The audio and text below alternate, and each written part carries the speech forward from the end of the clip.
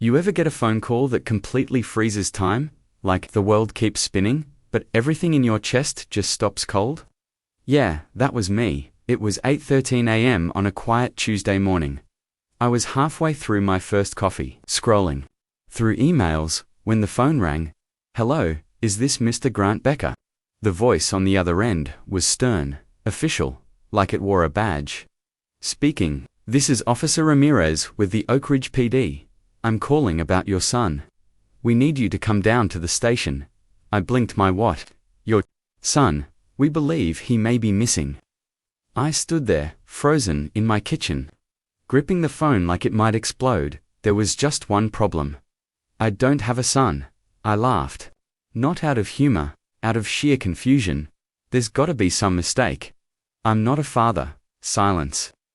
Then the officer said something that made my blood run cold. Sir, we found your name and number listed as his emergency contact. There's a backpack with his things. Your name's on the inside tag. Now look, I've never been arrested, never been in trouble with the law, but my gut told me something was way off. This wasn't a scam call. The officer had my name, address, and even details about a middle school 2 towns over. Still, I told them I'd come in, half sure it was some wild identity mix-up. I grabbed my keys, still in my pajama bottoms, and drove like I was chasing answers. At the station, they handed me a file. Inside was a school photo of a boy, maybe 10 years old, with shaggy brown hair and eyes that looked oddly familiar. His name, Caleb Becker. That's when my stomach dropped. Becker was my last name, but Caleb, that was the name my late wife had picked years ago. When we were trying, we lost the baby in the 2nd trimester. Buried the dream, moved on, at least. I thought we had. Do you know this boy? Ramirez asked. I shook my head. No, I swear, I don't have a son. But the paper trail said otherwise. Birth certificate, school records, vaccination reports, all of them listed me full name, address, even my workplace as the legal guardian. Either someone had stolen my identity, or I was losing my mind. Then Officer Ramirez said something that twisted everything sideways. We pulled security footage from Caleb's school. He's been picked up every day by the same woman. She handed me a grainy printout, and my jaw dropped. It was her, my ex-wife. I stared at the image in my hand, unable to speak. The woman picking up Caleb from school every afternoon. That was Rachel. My ex-wife. Same red hair. Same black coat she used to wear when we were married. Same way she half smiled when talking to kids. I used to love that smile. But Rachel had moved to Colorado 3 years ago, after the divorce. We hadn't spoken in almost 2.5 years, and the last time we did, it ended with her yelling, "You never wanted to be a father. You didn't deserve him." At the time, I thought she meant the baby we lost. But now I wasn't so sure. Is there any chance, Ramirez asked cautiously, that your ex-wife had a child, and just didn't tell you? No, I said immediately. But then I hesitated. Because the truth is, Rachel did disappear for a while after our divorce. She'd blocked me, changed numbers. Even mutual friends lost contact with her back then. I figured she was just healing. Now I wondered, what if she'd been hiding a child? Our child. But how? The timelines didn't add up, unless suddenly a flood of memories came crashing back. That night, she came over. 2 months after the divorce papers were signed. We were both drunk, grieving. It was one night, one mistake, and we never spoke of it again. That was 11 years ago. My knees buckled slightly.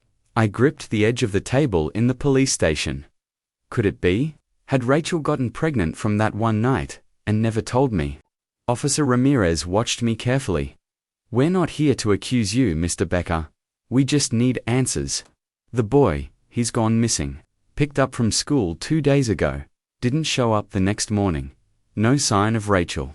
Her phone's off. Apartment's empty. I rubbed my face with both hands. How long has he been missing? Since Tuesday morning. We only found your contact because of a report filed by the school counselor. She was worried after Caleb said, quote, "My mum says if anything happens to her, I should find my dad. His name's Grant Becker." The words hit me like a freight train. This child, this stranger, was asking for me, and now he was gone. Back in my car, I sat there staring at my steering wheel for a long time. I wasn't ready for this. I wasn't ready to even believe this. But the more I thought about it, the more it made a twisted kind of sense that Rachel had always been unpredictable, spontaneous, secretive, when she wanted to be. If she had a child, if he really was mine, why didn't she tell me? Why now? And more importantly, where the hell had she taken him? I drove to the address Officer Ramirez gave me. Rachel's old apartment. Place looked like someone had left in a hurry. Closets half empty. Drawers open. But something odd caught my eye. On the fridge, held by a magnet shaped like a cartoon cat, was a hand-drawn map, childish, scribbled in crayon, a little cabin drawn in the woods, a tree, a pond, a red X near the top, underneath, in clumsy kid handwriting. Secret place, if we need to hide. I took a photo of it and sent it to the officer. Then I stared at it again. That tree, that pond. It wasn't just a drawing. It was real. It was my grandfather's old hunting cabin, abandoned for years, deep in the Pine Hollow woods. I floored the gas and took off. Now, before I could even decide whether to laugh, cry, or hang up on this obviously confused cop, he dropped a name. Sir, the child's name is Jeremy.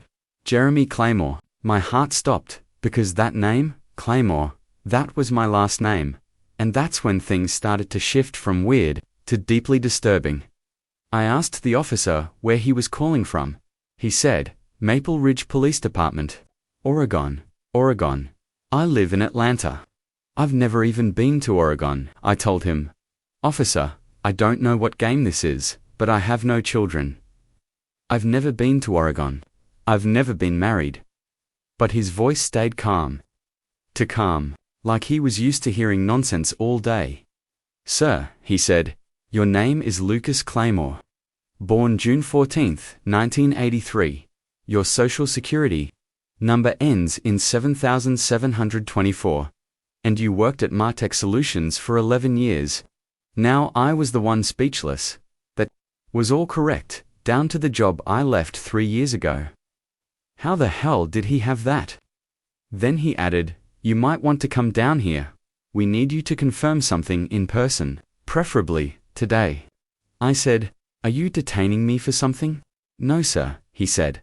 But if this child is who we think he is, you're going to want to see him. Now here's the thing about curiosity, it's a dangerous itch. You tell yourself you won't scratch it. You pretend it doesn't bother you. But before you know it, you've got a suitcase in your hand and a plane ticket booked on your phone. That's how I found myself landing in Oregon the next morning. Still, with zero idea why I was doing this. No family, no kids, no woman, even mad enough at me to fake a pregnancy. So, how in the world did this happen? Well, I was about to find out. When I got to the police station, the officer, the same one who called, met me at the door.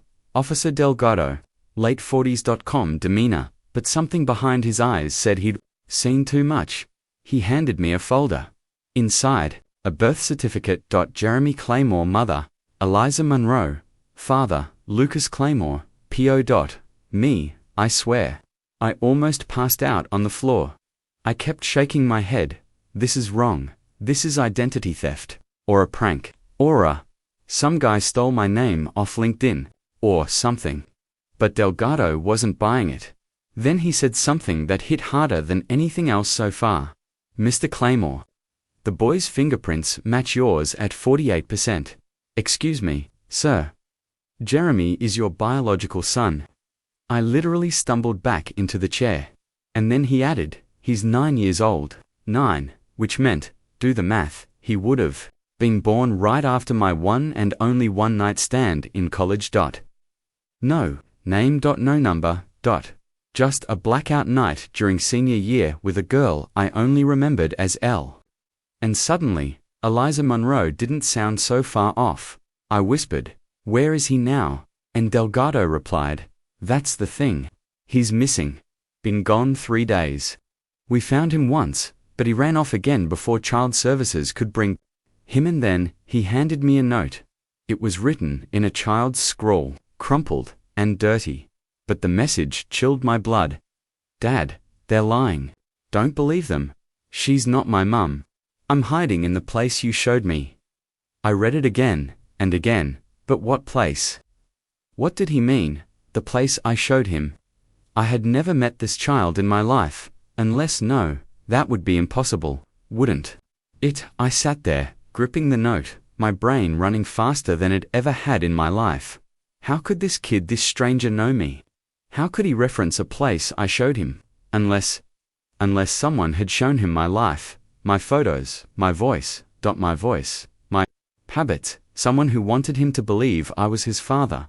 Or worse, someone who knew I was his father and kept it from me all these years. I asked Officer Delgado, where did the boy live? Who was raising him? He sighed, like he'd been dreading that question. Eliza Monroe was listed as the mother, but she died 2 years ago. Car accident. Since then, he's bounced between foster care and some less official places. What do you mean less official? I mean he was off the grid. Someone was hiding him. Then, 3 days ago, he escaped. No one knows how, and the letter. Found it folded in the back of an old library book. A librarian recognized his picture from a missing persons flyer. She called it in. I looked at the note again. Don't believe them. She's not my mum. My stomach twisted. Something was very, very wrong. I stood up. I want to help. What do I do? Delgado handed me a photo. It was Jeremy, wide brown eyes, messy hair, dirt on his cheeks, and a look that broke me. The look of a kid who hadn't trusted anyone in a long time.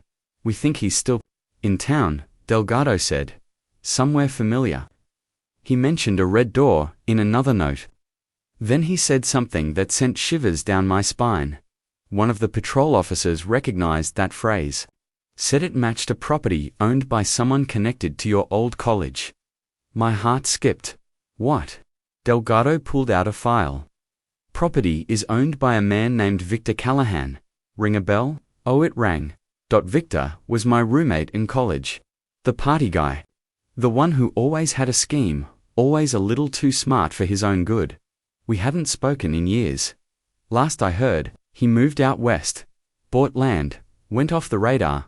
I remembered late nights, beer bottles, and Victor ranting about raising kids right, even though we were barely old enough to raise ourselves. I said, you think Victor has something to do with this? Delgado gave me a look that said he already knew. We're looking into it, but you might want to sit down for this.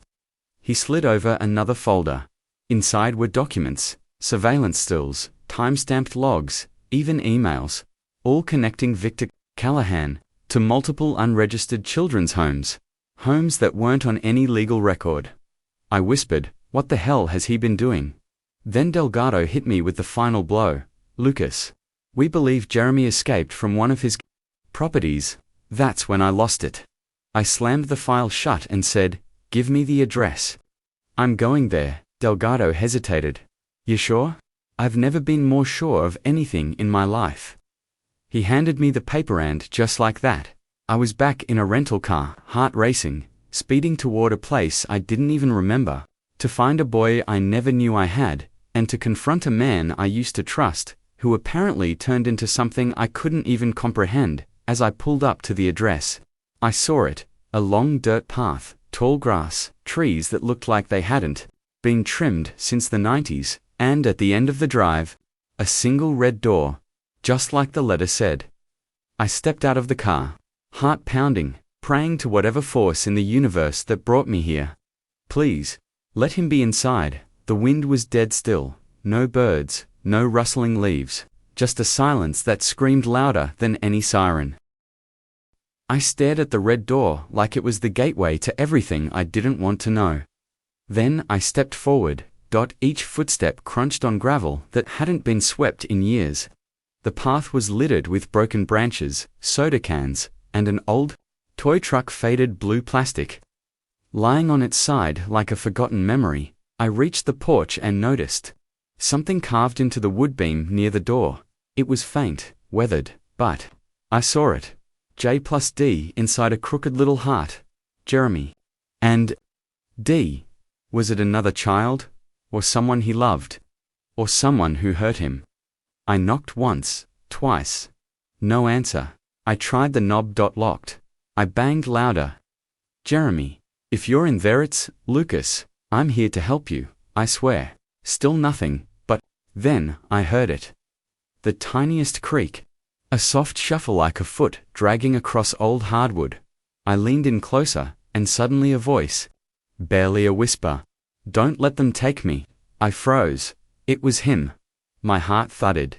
Jeremy, I said, I'm not here to take you. I'm here to bring you somewhere safe. Double quotes. Silence. Then another whisper. This time closer. Did you bring the photo? What? Then I remembered Officer Delgado had given me a copy of the picture they found in the library book. Me, sitting on a bench at the university campus, smiling, carefree. The version of me that existed before any of this. I slowly pulled it out of my pocket and slid it under the door. Silence. Then the lock clicked. The door creaked. Open just an inch. Just enough for a small, frightened eye to peek through. And for the first time, I saw him. Jeremy. He looked even younger in person. 10, maybe 11. Dirty face, bare feet. Eyes full of caution and trauma, far too old for his age. He looked at the photo. Then up at me, and whispered, They said you were dead. I blinked. Who told you that? He opened the door, just a little wider. And that's when I saw the inside. It wasn't a home, it was a cage. No furniture, except a stained mattress, a cracked lamp, bolted windows with duct tape over the locks. Drawings on the wall in crayon, stick figures, some smiling, some crying. I stepped inside slowly, like I was walking into a war zone. Jeremy backed up, clutching a small backpack. I saw cans of beans, a flashlight, a toothbrush. Like he was always ready to run. I asked gently, Who locked you in here? He looked at me like I was an idiot. Mr. Callahan, Victor, my old roommate.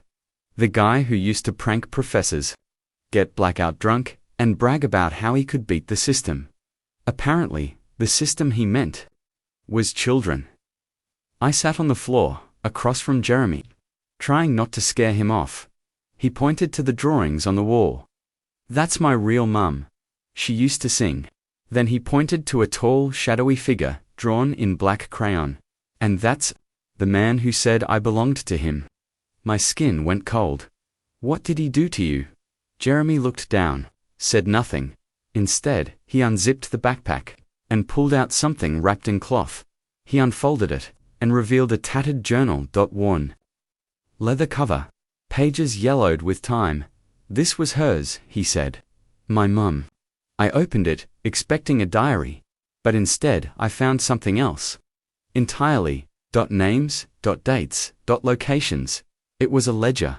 Each entry described a child's birth year, physical traits, where they were placed, like a human inventory. Some were crossed out. Some had notes, like transferred, gone, or worse, unfit. My hands shook. This wasn't just some sick personal fantasy. This was a network. I looked at Jeremy. Do you know what this is? He nodded slowly. It's why they won't let me leave. I took a deep breath. Jeremy, listen. To me, you're not going back there. I promise you. But we need to get out of here. Now. He hesitated. They're watching. There are cameras. I scanned the ceiling. Sure enough, in the corner hidden behind a vent, was a small blinking red light dot. My stomach dropped. We weren't alone, and they knew. I was here, and just when I thought it couldn't get any weirder, the doorbell rang. Checked the peephole. Empty street. Weird. I opened the door, and there it was, a thick manila envelope on the welcome mat. No address, no name, just one thing written in Sharpie on the front. Ask Marcus about June 14th. Marcus. My old college roommate, the one who studied law enforcement, then disappeared into the federal alphabet soup of agencies. I hadn't spoken to him in over a decade, so now I had two options. Ignore this creepy breadcrumb trail and pretend none of this ever happened, or go full Jason Bourne Dad Edition and chase the rabbit down the hollow. Did what any responsible adult with an existential crisis and zero sleep would do. I packed a bag and drove to Marcus's last known address. He Lived upstate, off-grid, surrounded by suspiciously fit neighbors, who wore all black and waved without smiling. The kind of place where everyone's dog is named Echo, and nobody asks why you're wearing body armor to mow the lawn. I found Marcus fixing a generator. In his backyard, his face went white the second he saw me. "You're not supposed to be here," he whispered.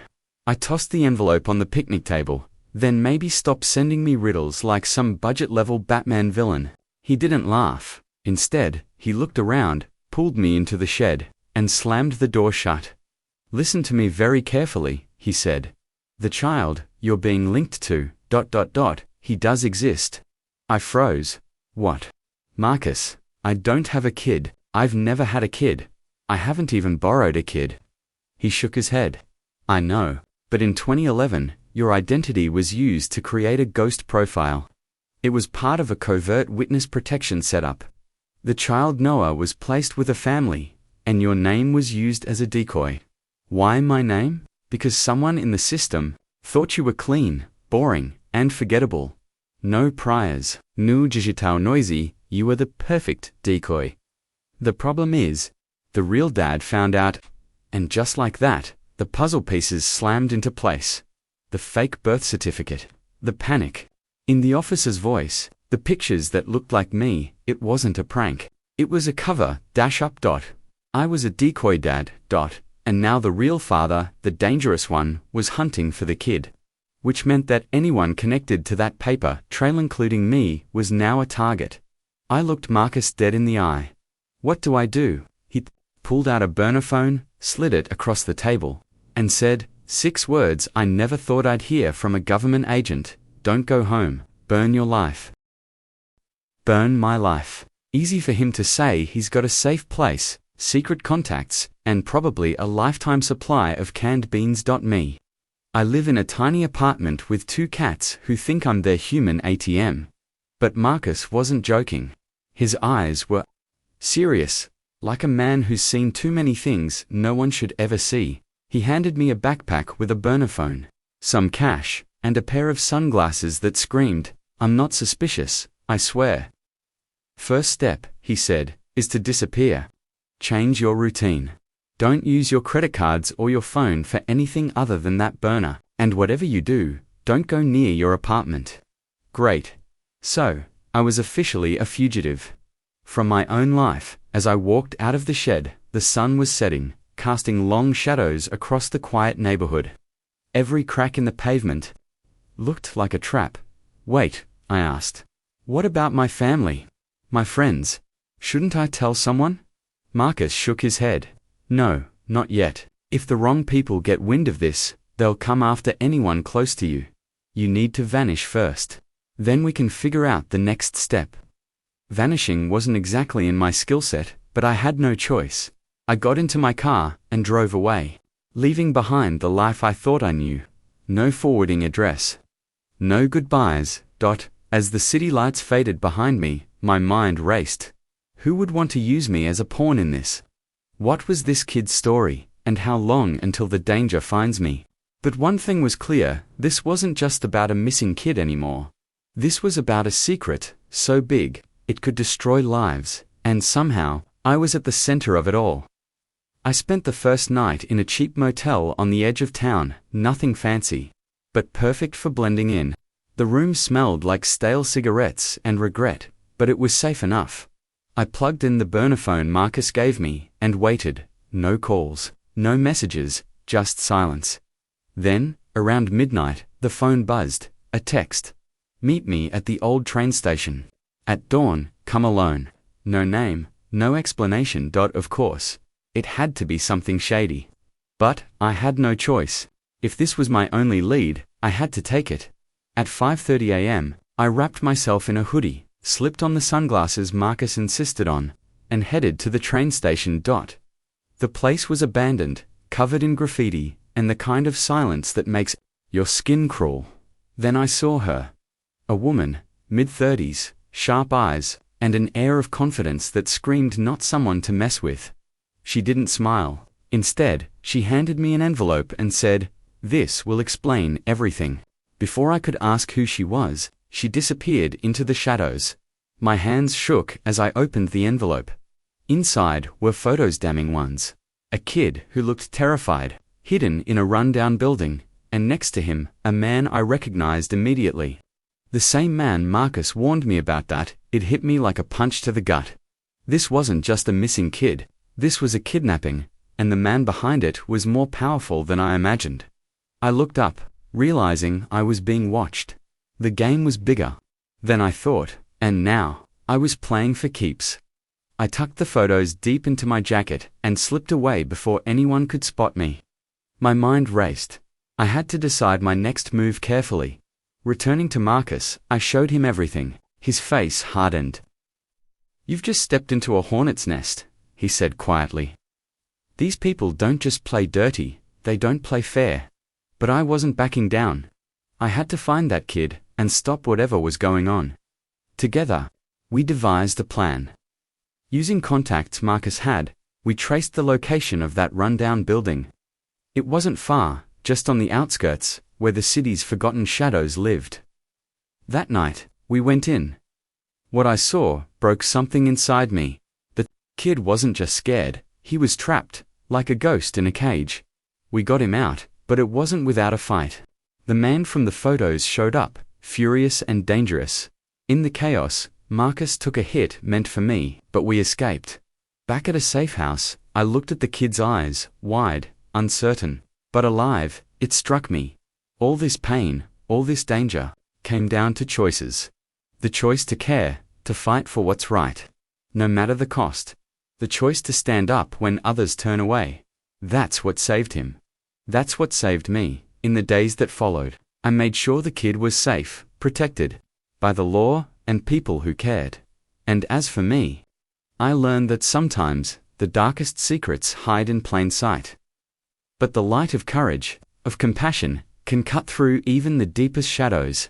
If you ever find yourself standing at a crossroads, facing impossible odds, remember this: never underestimate the power of one person's determination.